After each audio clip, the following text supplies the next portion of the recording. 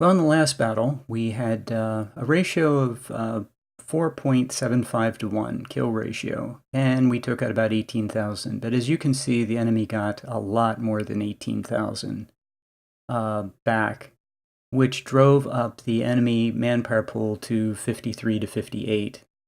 That's what happens. The enemy is going to get a whole bunch of replacements.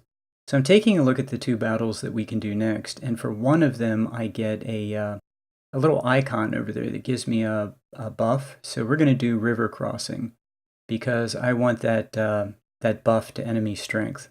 Well, actually, it's a debuff to enemy strength. So I can only bring 12 units. Okay, that's a problem. So I'm going to need army organization to for Shiloh. I know that I'm going to want army organization by Shiloh. So I'm kind of balancing out how fast do I have to invest in army organization to get to where I want. And I also want medical. Medical is the single most important thing for an army of this type. Great big army fighting big battles.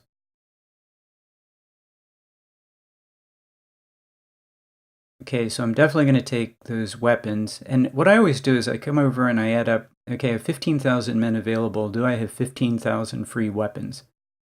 Even with the 2,000 that I'm going to add, no, I don't. I'm not going to have enough free weapons for my army.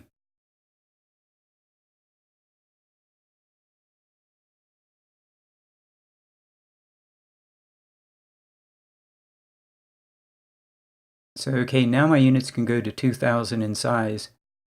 And I have a choice. I can merge these units, but I really want to save I want to have this many units with unit stars.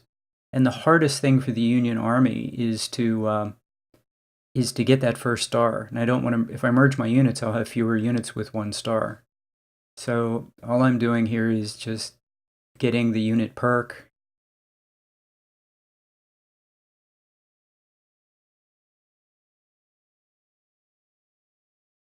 I'm going to want to buy, if not in this battle or not now, I want to buy every officer that becomes available to me.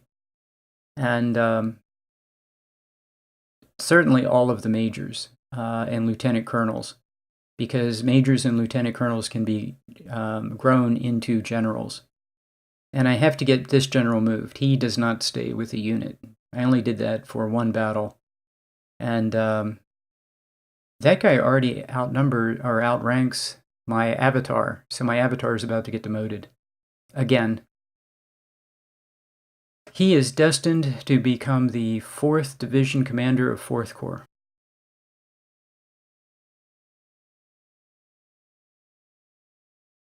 I guess I could have made him like 5th Corps Commander just to give him a corps by the end of the war.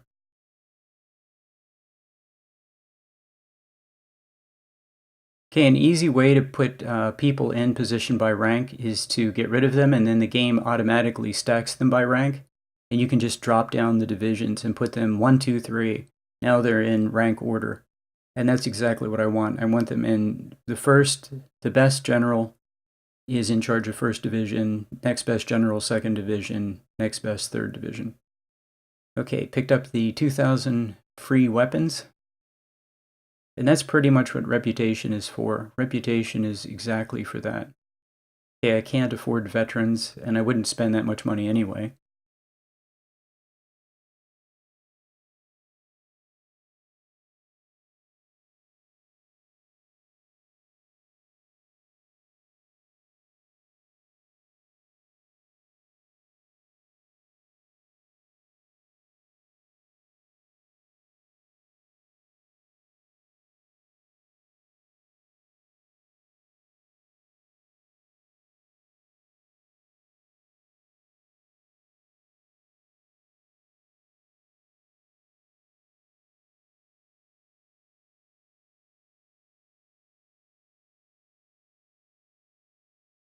But I don't want to lose a perk either, so I will only put in rookies down to the point where I lose the perk.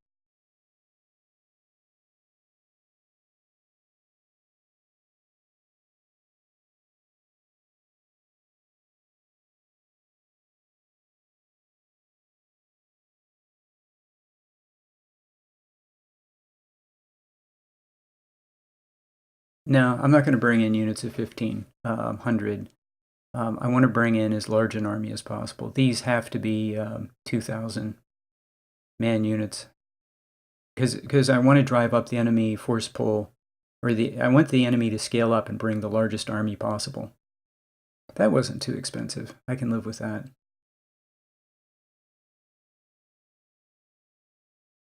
That wasn't bad at all. That's expensive.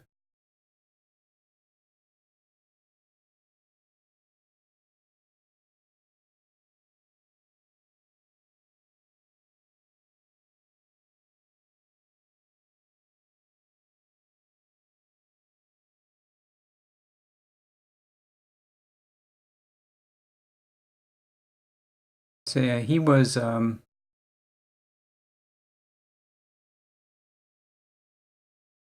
I could see with a better commander, he would get a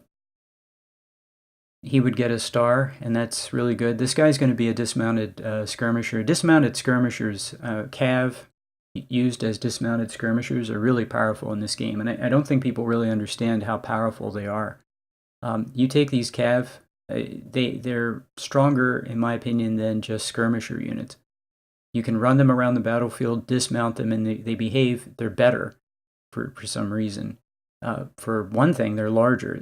They're 750 in size, and they behave in a different way. They're just really, really good. And just like they were in real life, these skirmisher cav units were really awesome in real life, and particularly when they got these rapid fire small rifles, they were devastating. Think about Gettysburg. But even later in the war, they were even more devastating. They were really amazing if used properly, and that is dismount them and use them as dismounted skirmishers. Well, really dismounted infantry with 3 times the rate of fire of a regular infantry unit. Oh, what I just did there is if you create a unit and then you add troops to it, it will charge you for the troops that you add. But what I did, I just wanted to see how large a unit I could make and not go below 10 efficiency for a green unit. And with that officer, I could build a unit of 2,000. So once I saw that, I disbanded the unit and then just created a fresh unit of 2,000. It cost me nothing. It would have cost me maybe $1,000 if I had created a unit of 1,000 and then added 1,000 men. So little tricks like that will save you money. I want to buy all of these officers, but I'm holding off for right now. And I want to get as many colonels as I can promoted to general, so I want to stack these guys with colonels.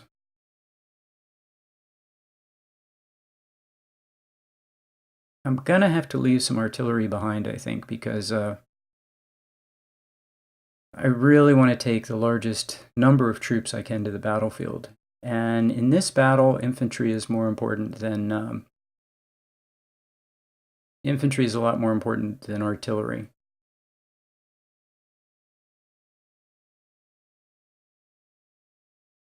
So notice how all of these units, even with adding a huge number of raw recruits, notice how they all go up in efficiency from where they started. And really, I should have added more raw recruits than I did, and they still would have gone up in efficiency. Yeah, they all go up.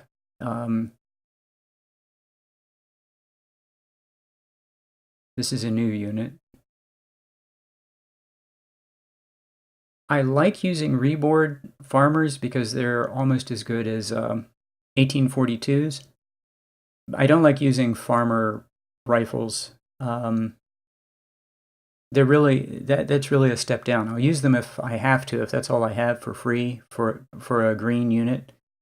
But it's not. Those are not that. They're significantly worse. So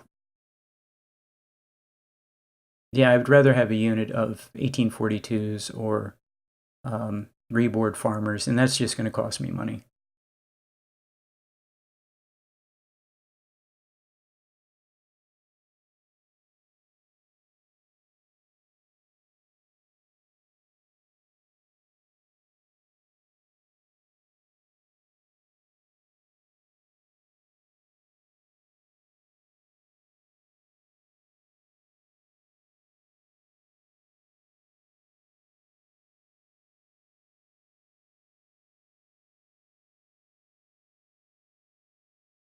So I notice I need to top that guy off, and he drops down 1 with raw recruits.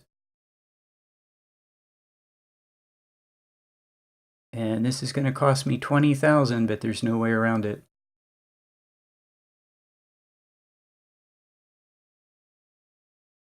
I hate to spend money for, well, anything, but I hate to buy these weapons, but there's just not enough in inventory. And these guys can upgrade to reboard farmers.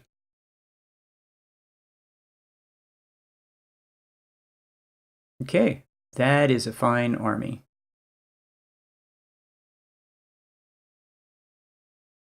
But this battle needs a lot of infantry, and these colonels can all get some experience, and that will be absolutely great.